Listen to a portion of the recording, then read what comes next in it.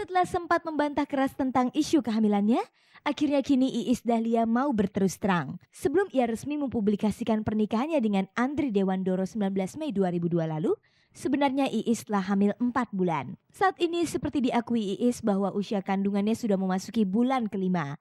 Padahal sebulan sebelum pernikahannya, banyak media sudah mengetahui perihal kehamilan mantan istri Dadang Indrajaya ini. Tapi kala itu Iis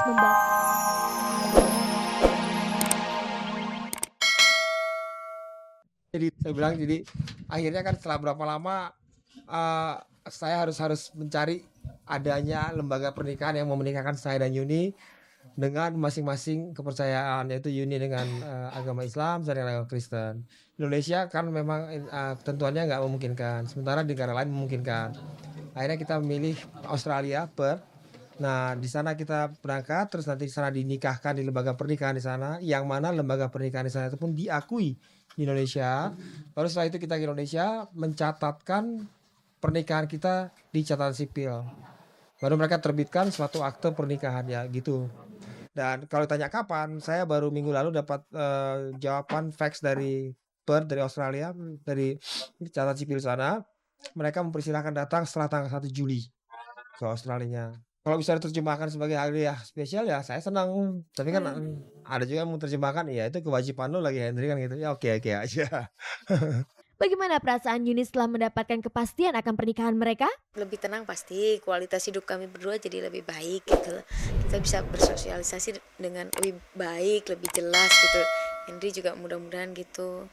Ya nyo. Mudah-mudahan sudah mau diajak keluar-keluar jalan ke tempat orang.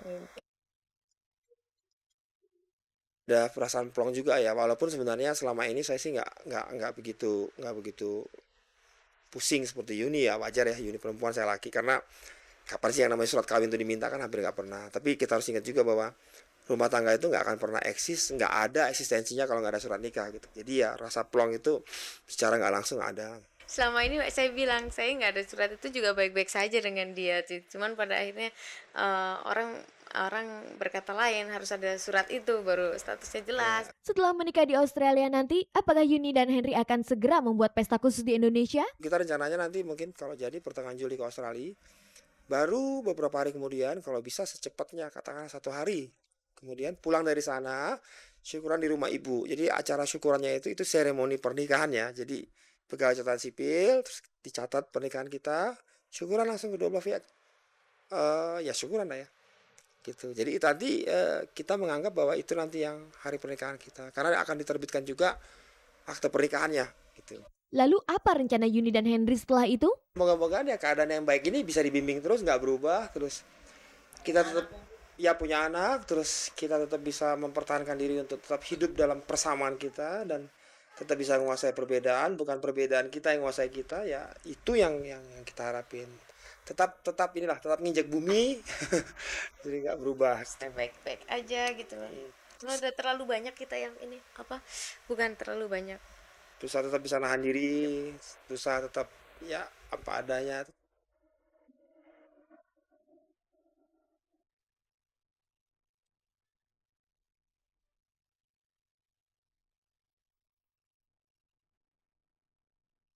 Pemirsa, bagi artis Donna Harun dan Elma Tiana, mendampingi putra-putrinya mencari mainan kesayangannya merupakan sebuah kewajiban.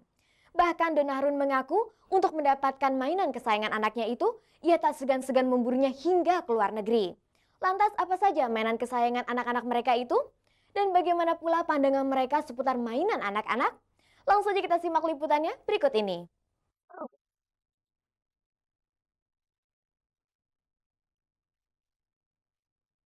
Pemirsa, artis Donna Harun dan Elma Tiana ternyata punya kebiasaan yang bisa jadi jarang sekali dilakukan kebanyakan para ibu rumah tangga. Mereka mengaku punya kebiasaan sering menemani putra-putrinya mencarikan mainan. Hal ini memang harus mereka lakukan mengingat anak-anak belum memahami benar arti pentingnya sebuah mainan. Untuk itulah baik Donna maupun Elma merasa tidak segan untuk memburu mainan yang cocok dengan putra-putrinya asalkan itu mengandung nilai-nilai pendidikan. Saya juga ngambil yang ada unsur yang belajarnya gitu kayak Lego gitu kan, akhirnya dia bisa ngebangun istana, dia bisa bikin mobil-mobilan gitu. Jadi membantu kreativitas anak juga. Milihnya gini, aduh pengen dia kan di sekolah ada mainan itu gitu kan, ada mainan pelosotan gitu kan.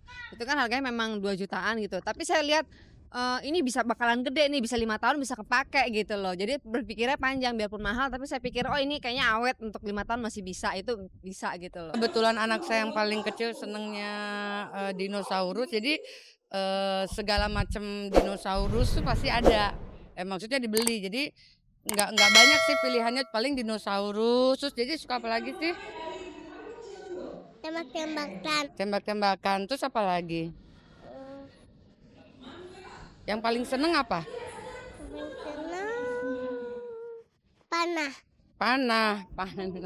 Pokoknya nggak banyak deh itemnya, dia palingnya sih dinosaurus udah paling nomor 1 gitu. Dalam memilihkan mainan anak-anaknya, apakah Dona dan Elma mempunyai dana khusus yang sudah disiapkan? Nggak boleh lebih dari 500.000 biasanya gitu, kecuali kalau misalnya kita mau beliin sepeda dan sebagainya. Tapi kalau mainan biasa pokoknya nggak boleh lebih dari 500.000. Ya nggak ada sih ya, nggak ada budget gitu. Kayak misalnya hari ini mau cari, misalnya saya hari ini mau cari orang-orangan karena dia suka ngomong kan cerewet gitu. Dia ngomong si ini ntar dinama-namain nama dia gitu ya. Jadi kalau misalnya masih banyak yang lucu apa gitu, saya ambil. Memang sih nggak ada budget gitu ya. Untuk Elma Teana, apakah mempunyai cerita menarik ketika ia mencarikan mainan anaknya? Dia kalau dikasih mainan yang misalnya mahal gitu ya, mahal itu kan macem-macem gitu ya. Nah misalnya mainan masak-masakan gitu, yang bagusnya gitu. Terus dia suka bosan, tapi kalau kita beliin mainan kampung awet gitu loh. Kayak gitu misalnya. Terbalik Dia suka lebih awet mainan murah awet. Kalau mainan mahal malah dia nggak mau. Kayak boneka gitu, beliin Barbie nggak suka gitu. Kalau dibeliin sama neneknya mainan misalnya boneka-boneka kampung yang gitu-gitu yang beli di pasar, awet gitu loh.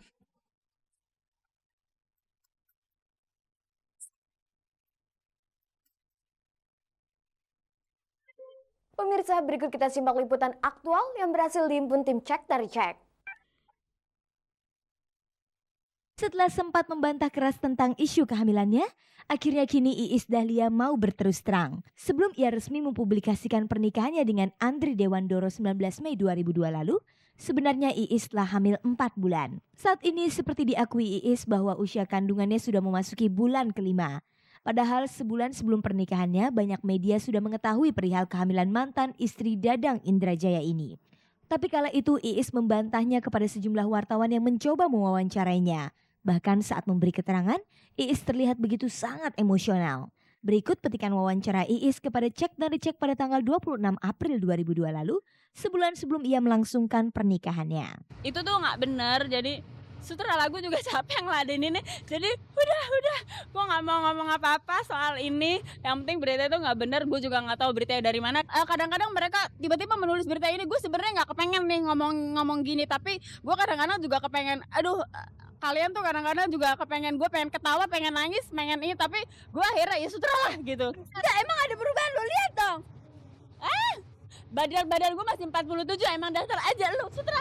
Sebenarnya apa alasan Iis ketika itu membantah keras kehamilannya kepada pers? Sebenarnya sih nggak nyangka kalau saudara, teman-teman dekat, teman-teman selebritis juga yang dekat tahu, karena mereka juga banyak sebenarnya yang tahu kalau kita sudah menikah. Lantas, mengapa baru sekarang ini Iis menjelaskan semuanya? Belakangan beredar isu-isu yang katanya mengatakan gue hamil di luar nikah lah. Nah itu yang aku nggak mau orang membuat opini bahwa itu terjadi sama kehidupan kita gitu loh.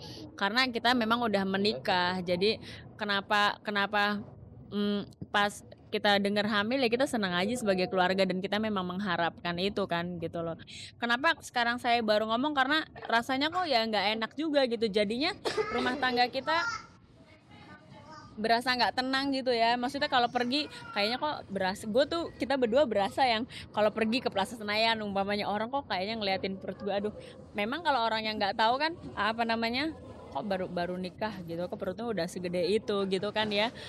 Masa saya harus menjelaskan sama orang yang ngomong gue udah nikah kan enggak gitu. Tetapi karena kita berasanya gitu, ya udah deh gue ngomong deh, nanti juga daripada pemberitaannya simpang siur. Pernyataan Iis ini sekaligus juga menjawab desas-desus selama ini yang mengatakan kalau Iis dan Andri telah menikah siri. Lalu kapan sebenarnya Iis menikah dengan Andri secara agama? Nikah agamanya kan udah dari 3 November 2001. Tentang kehamilannya itu, kapan sebenarnya Iis mulai merasakan kehamilan? Dan saat ini sudah berapa usia dalam kandungan Iis? Saya hamil akhir Januari awal Februari gitu ya. Awal Februari ya.